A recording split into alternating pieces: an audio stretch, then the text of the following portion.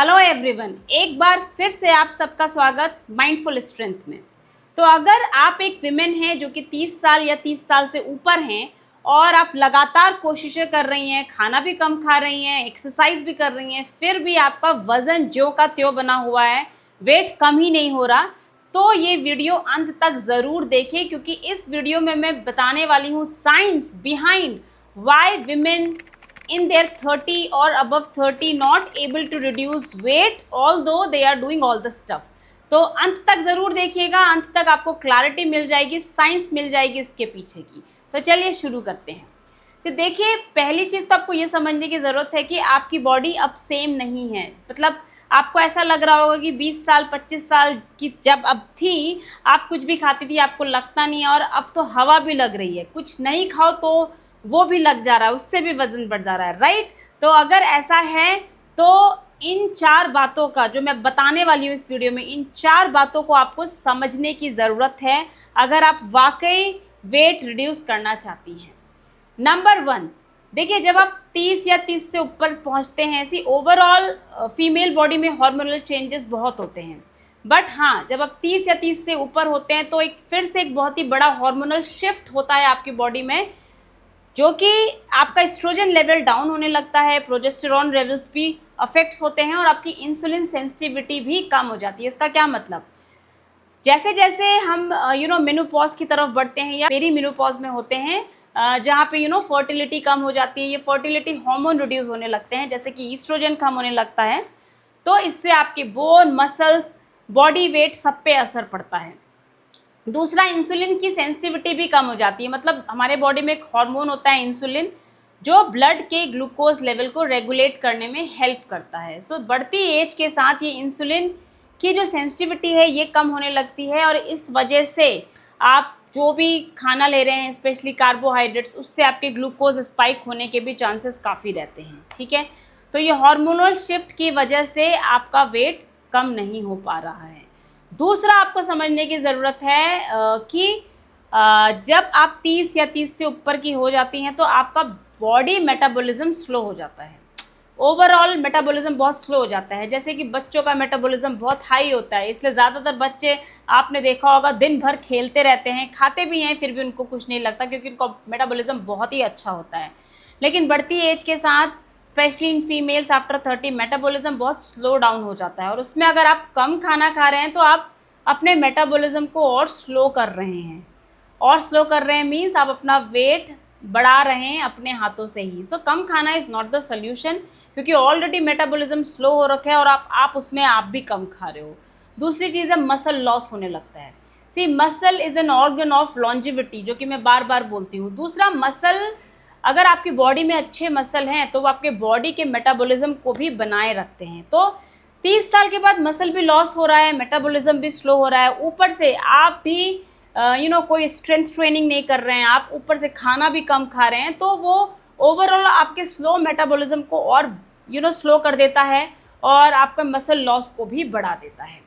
तीसरी चीज़ है, जैसे जैसे आप एज करते हैं, 30 या 30 साल से ऊपर हैं, तो आपका स्ट्रेस लेवल भी बढ़ जाता है, बिकॉज फैमिली की इतनी रिस्पॉन्सिबिलिटी है, right, N number of things are there. तो आपका स्ट्रेस लेवल तो ऑटोमेटिकली ऊपर ही जाने वाला है, कम नहीं होने वाला है। और जैसे आपका स्ट्रेस लेवल बढ़ता है बॉडी का, आपके बॉडी में एक केमिकल होता है जिसको हम बोलते हैं कॉर्टिजोल। ये कॉर्टिजोल हार्मोन भी बढ़ने लगता है, और ये cortisol hormone is very much responsible for the fat deposition around your belly. तो इसीलिए आपने देखा होगा, जैसे ही हम 30 या 30 के ऊपर पहुंचते हैं, स्पेशली फीमेल्स, अचानक से आपकी तोंद आ जाती है, आपका पेट बढ़ने लगता है। उसका one of the very important factor stress भी है। तो कोशिश करिए, स्ट्रेस को आप कम करने की कोशिश करिए, मेडिटेशन करिए, खुद को मेंटली स्ट्रेस फ्री रखने की कोशिश करिए, ज़्यादा चीज़ों को कंट्रोल में मत करिए, ज़्यादा चीज़ों को पकड़ के मत कर रखिए। वो मैं बार बार बोलती हूँ, क्योंकि आप अगर हर चीज़ कंट्रोल में करेंगी, हर चीज़ पकड़ के रखेंगी, तो डेफिनेटली आपका बॉडी का स्ट्रेस बढ़ना है, फिर कॉर्टिजोल बढ़ेगा, एंड अल्टीमेटली आपका बेली के अराउंड फैट बढ़ेगा, and then your weight is going to increase. चौथी चीज़ आपको समझने की बहुत ही ज़रूरत है कि एज वी एज, जैसा कि मैंने बोला कि स्ट्रेस बढ़ता है। अगर आप एक वर्किंग मॉम है तो एक मॉम गिल्ट भी रहता है, सोसाइटी का प्रेशर है। तो कई बार ना हम लोग जो ये खाना खाते हैं ना, हम लोग खाने को इमोशंस के साथ कनेक्ट कर देते हैं। मतलब आज मैं स्ट्रेस में हूँ तो मैंने कुछ बाहर से ऑर्डर कर दिया, आज किसी ने कुछ बोल दिया तो यार बहुत स्ट्रेस है, गुस्सा आ रहा है, तो कुछ चलो पिज़्ज़ा ऑर्डर कर लेते हैं। इस तरीके का जो हम इमोशनल कनेक्ट बना देते हैं ना फूड के साथ, वो बिल्कुल भी सही नहीं है। तो कभी भी फूड, कोई भी फूड आप खा रहे हैं ना, उसको आप पूरा उसको बोलते हैं माइंडफुल ईटिंग करिए। मीन्स कभी भी आप जब स्ट्रेस में है तब खाना मत खाइए। कई बार हम जल्दी जल्दी खाने लगते हैं, बहुत गुस्से में है तो खाने लगते हैं। सम हाउ कहीं ना कहीं ये आप जो माइंडफुल ईटिंग नहीं करते हैं, या आप गुस्से में है तो खा रहे हैं, आपका ध्यान कहीं और है तो आप खा रहे हैं, आप मेंटली खाने की टेबल पे नहीं प्रेजेंट है तो आप खा रहे हैं, ये सब भी कहीं ना कहीं आपके वेट गेन का कारण है। तो always have a mindful eating. जब आप खा रहे हैं तो बस खाना ही खाइए, ध्यान से देखिए, उस पूरे न्यूट्रिशन को लीजिए और एक पॉजिटिविटी के साथ खाइए। कई बार मैंने लोगों को ये भी कहते हुए देखा है, अरे यार मतलब जो भी आप खा रहे हैं उसको आप मन से खाइए। अगर आप पूरी भी खा रहे हैं तो मन से खाइए, क्योंकि कहीं ना कहीं वो भी एक आपका इम्पैक्ट डालते हैं आपके वेट गेन में। तो आई होप आपको इस वीडियो से क्लैरिटी मिल गई होगी कि अगर आप 30 या 30 साल से ऊपर की विमेन हैं तो आपका वेट क्यों नहीं कम हो रहा है।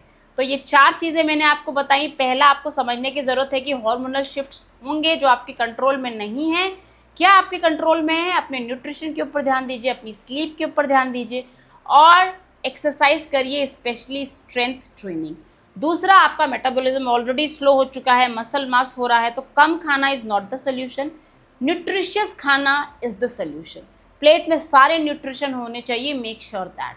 तीसरा है, जैसा कि मैंने बताया, विथ एज रिस्पॉन्सिबिलिटी बढ़ती है, फैमिली की रिस्पॉन्सिबिलिटी बढ़ती है, स्ट्रेस होता है, तो try to reduce your stress, have some meditation, कुछ ऐसी एक्टिविटी जो आपको मेंटली डी स्ट्रेस कर सके। चीज़ों को कंट्रोल करके मत रखिए, हर चीज़ों को कंट्रोल मत करिए, कुछ चीज़ें जस्ट लेट देम गो, आपके कंट्रोल में नहीं है, अननेसेसरी आप अपना स्ट्रेस बढ़ा रहे हैं। एंड फोर्थ एंड लास्ट हमने डिस्कस किया इमोशनल कनेक्ट टू फूड। कभी भी इमोशनली किसी फूड को मत खाइए। मीन्स कि आप ज़्यादा गुस्से में हो या स्ट्रेस में हो या कुछ आप सोच रहे हो, प्लीज़ हैव माइंडफुल ईटिंग। कुछ भी खा रहे हैं पॉजिटिविटी के साथ खाइए, उसको किसी भी नेगेटिविटी के साथ एसोसिएट मत करिए। तो आई होप आप इस वीडियो के ज़रिए समझ सके कि क्यों एज अ वीमेन अगर आप 30 या 30 से ऊपर हैं तो आपको बहुत ज़्यादा ध्यान देने की ज़रूरत है अपने ऊपर, और अपने को प्रायोरिटी बनाइए लाइफ में, अभी नहीं तो कभी नहीं। एंड आई होप जो भी मैंने पॉइंट्स मेंशन किए आप उससे कनेक्ट कर पाए हों।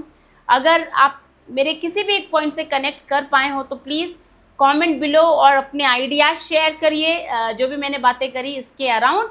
तो इस वीडियो के लिए इतना ही, जल्द ही मिलेंगे दूसरी वीडियो के साथ, और चैनल को सब्सक्राइब करना मत भूलिए और अपने फ्रेंड्स को भी शेयर करिए जो कि वेट लॉस चैलेंज से जूझ रहे हैं। और हम नेक्स्ट वीडियो में एक दूसरे टॉपिक की बात करेंगे जिसमें हम वेट लॉस को भी कवर करेंगे। तो please subscribe so that you can get a notification. इस वीडियो के लिए इतना ही, जल्दी मिलेंगे दोबारा। Have a nice day, bye bye.